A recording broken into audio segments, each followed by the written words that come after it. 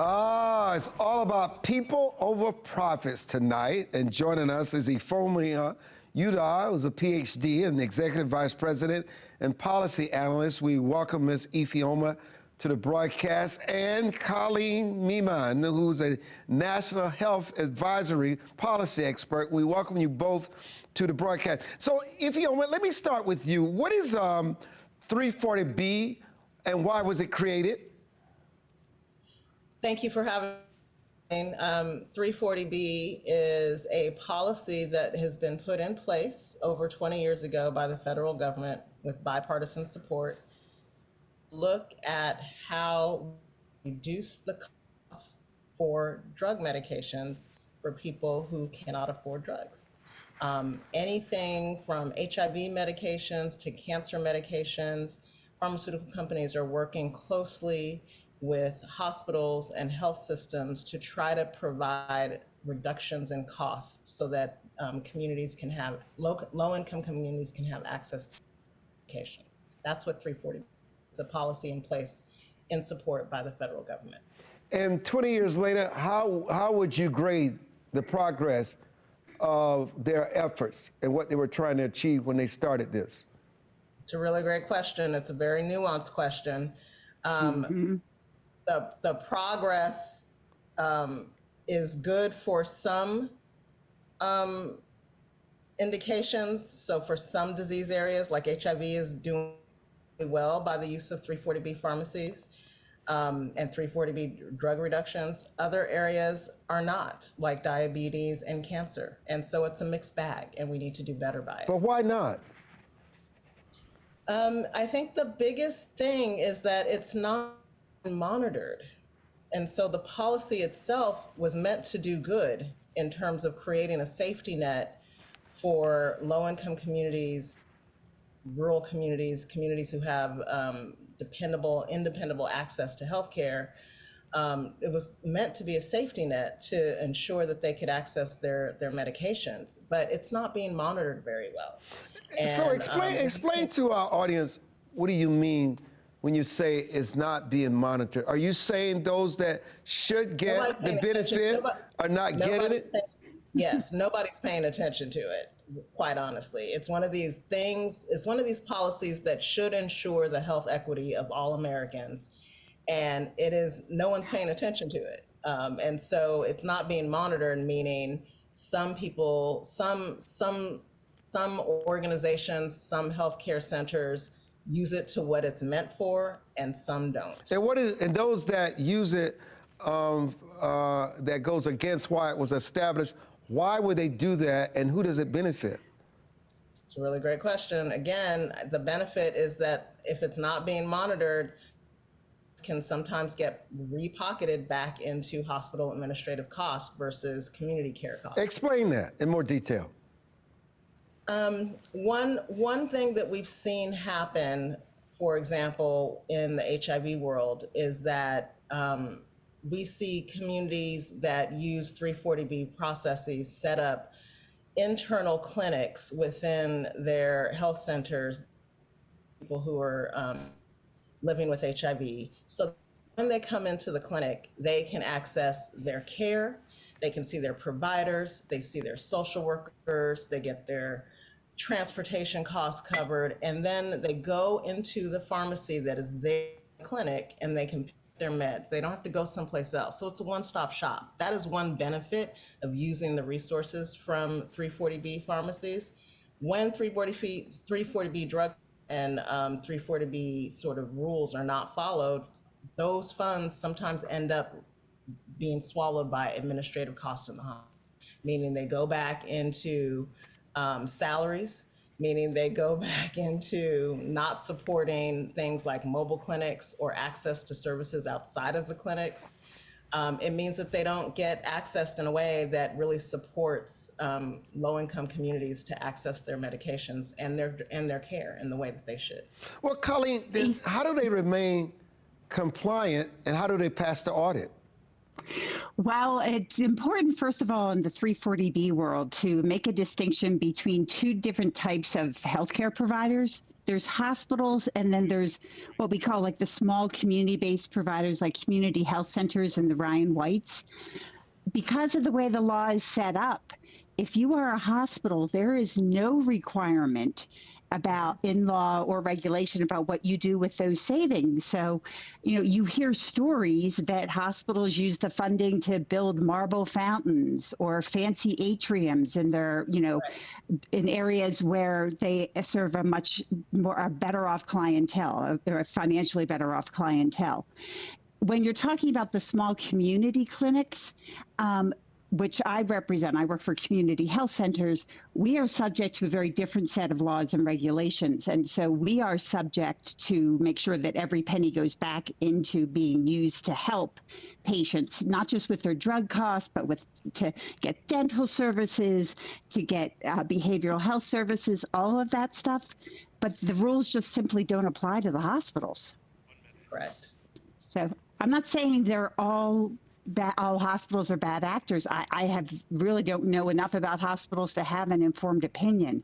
I'm just saying there's nothing out there that requires them to make sure that money gets plowed back into expanding access for people who are underserved. But it seems as though let me just take a break and come back, because this is really a very important topic.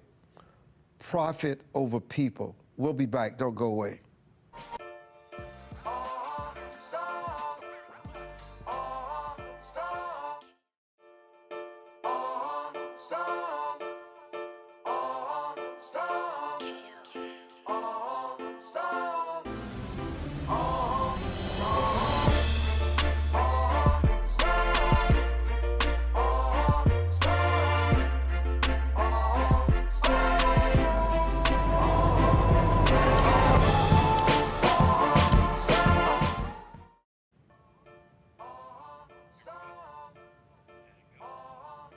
So, Colleen, are you telling me that the hospital is expanding its profits intentionally now by reaching more affluent communities instead of those that are less fortunate? I am telling you that is what is being reported. I can't speak to that firsthand. Oh, you can speak to it. You may be polite and a diplomat, but you can speak to it.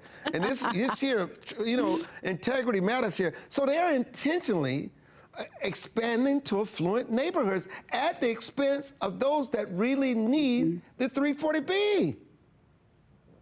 Well, and for me, the question is really, what do you do with the savings that are resulting? So even if you are using 340B in a more affluent neighborhood, what are you doing with those savings? If you are plowing those savings back into expanding care for underserved populations, if you're setting up school-based clinics and mobile vans and Hep C services for homeless populations, that's great. The question is, are you as a hospital using those funds to do something else? And you know exactly what they're using those funds for, and what are they using them for? Because it's not the things that you mentioned that would be noble, that would empower the communities. That's not what they're doing.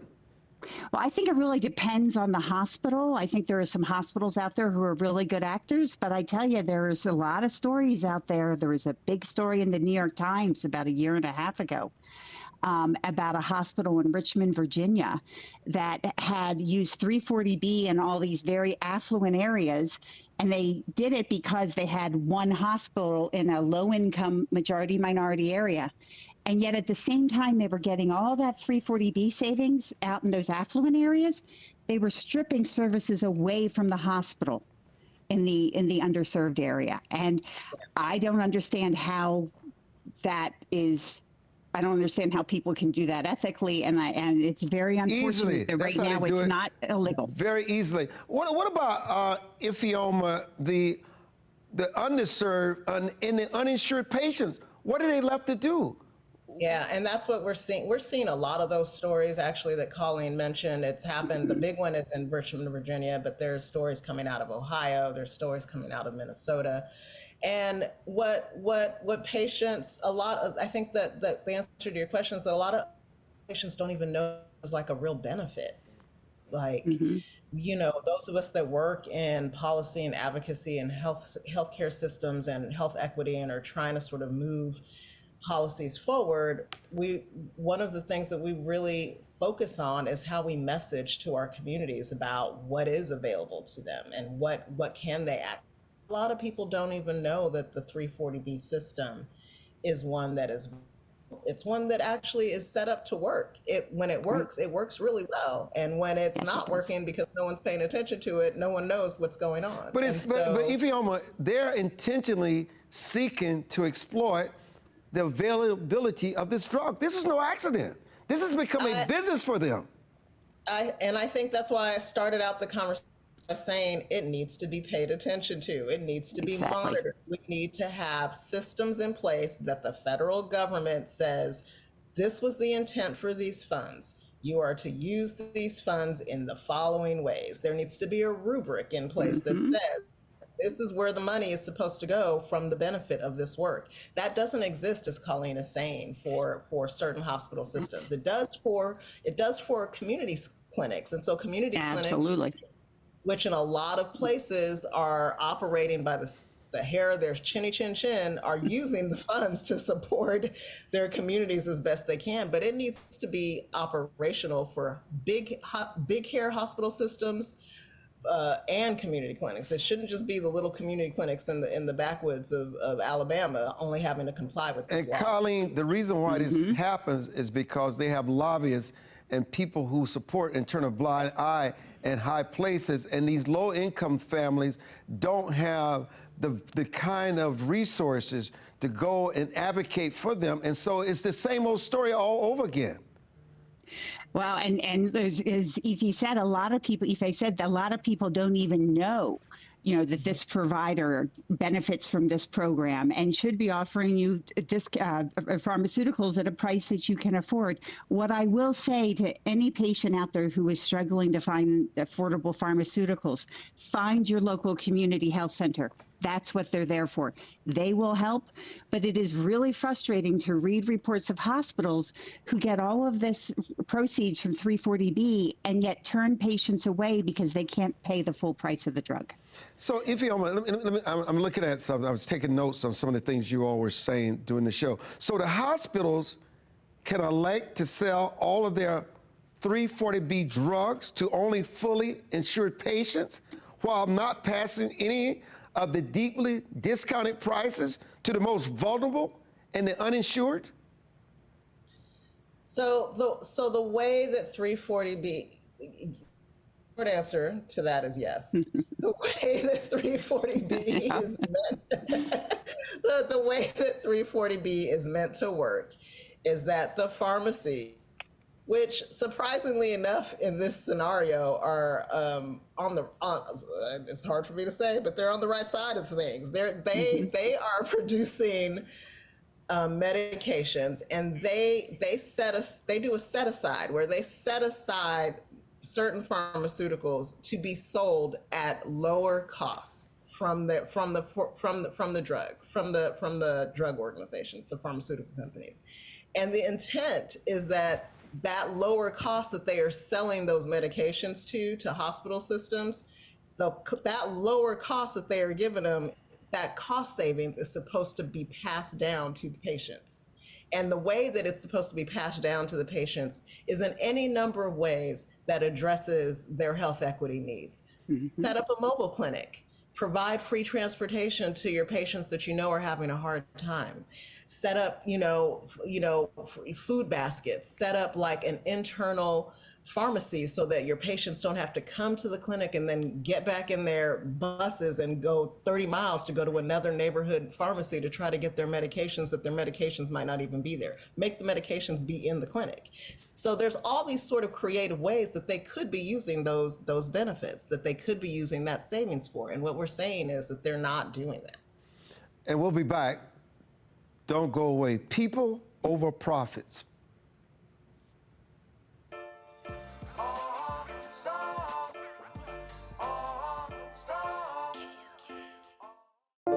It is easier to build up strong children than to try and repair broken men. The streets are plagued with crime, violence. There's a lot of poverty, and It's all a result of lack of education that's happening in our schools. So it really is a crisis.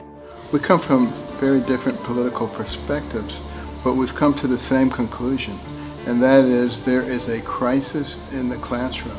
Children are being deprived of quality of life because they're being deprived of a good education.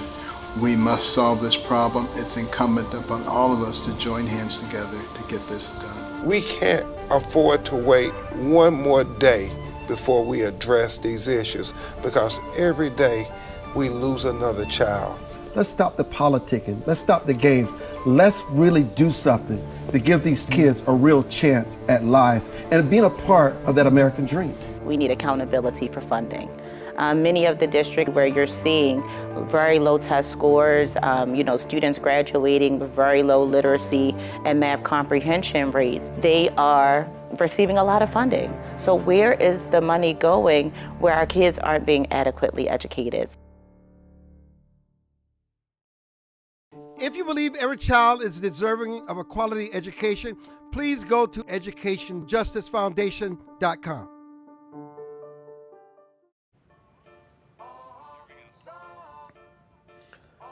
So, Colleen, break this down for me. I'm gonna describe a 340B entity, and as that example, I'm gonna use Duke University, okay, hospital, which reported 5-year profits of $282 million accrued through its outpatient departments, Colleen, and affiliated clinics as a result of participating in the 340B. That is insane.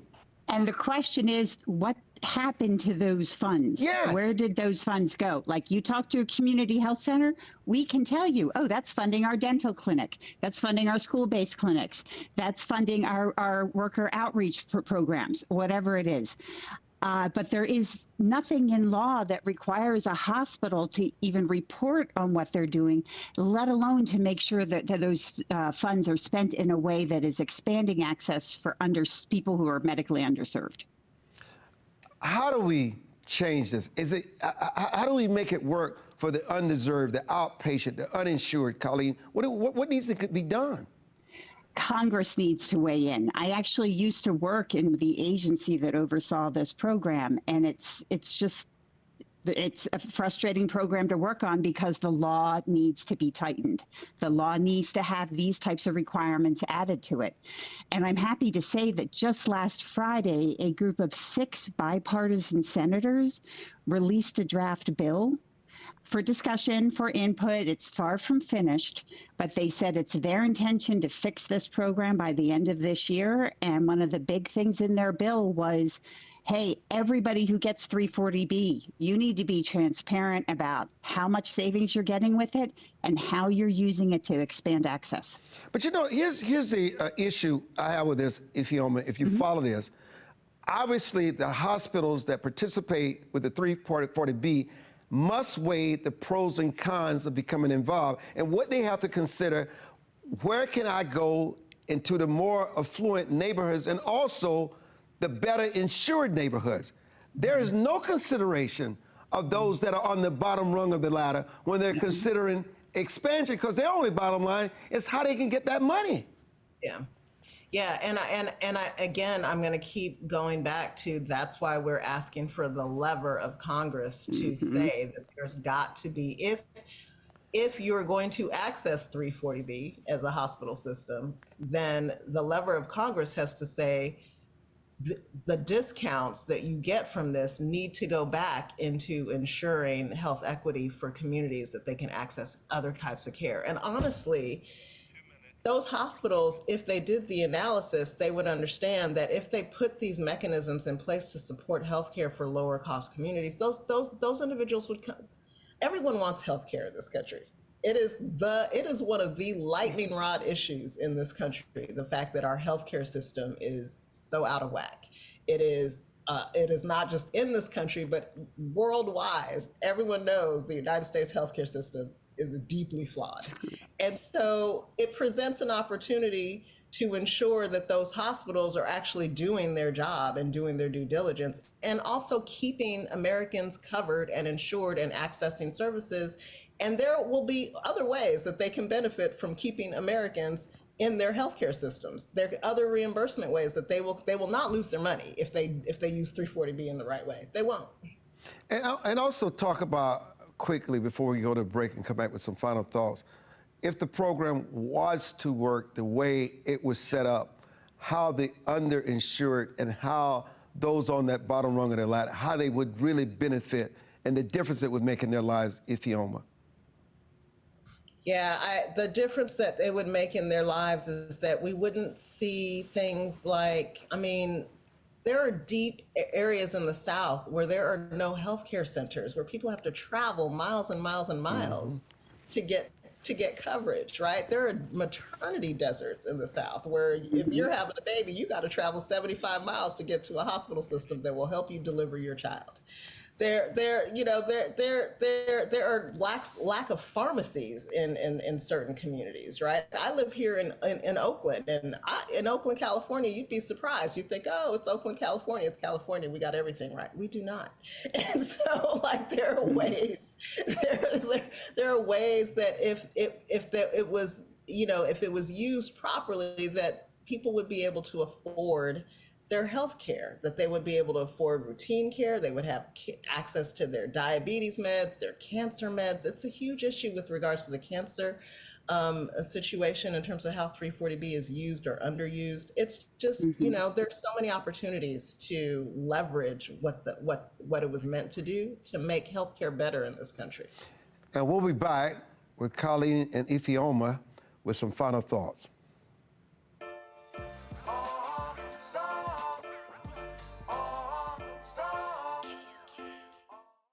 As a home buyer, you need a lender who cares about your home ownership dreams.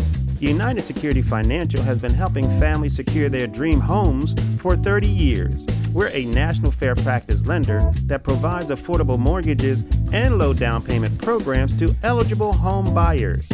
To learn how United Security Financial can help you secure your dream home, call 1-800-373-4186.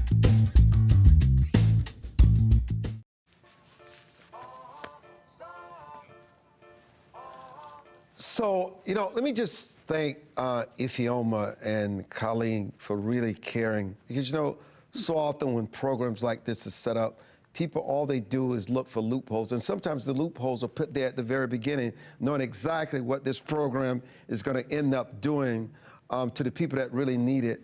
I mean, is this an issue of greed? Is it an issue that when it really all said and done, the poor and those that need it the most benefit the least, Ifeoma? Look, you're probably asking that question at a very sort of sensitive time in my life, because I feel like we're in a place in this country where there are a lot of questionable things that are happening with regards to our politics and our systems and the decisions that we have to make going forward. Is this a question of greed? There's always been corporate greed. We know that. We know that corporate greed typically goes unchecked in many ways, although there are regulations and mechanisms in place to check them. We know that at a larger level, the gap between the haves and the have-nots in this country is wider, not smaller. And the thing about this that is so passionate for me and passionate for Black women's health imperative is that this is one of those laws that is actually supposed to work. And when it works well, it does wonders to disparities in healthcare access. It does. Well, I can't tell you and Colleen how much I appreciate you still believing and helping those that are less fortunate and being willing to come on to tell the story. And maybe we can get some traction for you as a result of your joining us on our platform tonight, Your Voice, Your Future. Thank you for what you do, and we hope to have you back. I'm Armstrong Williams.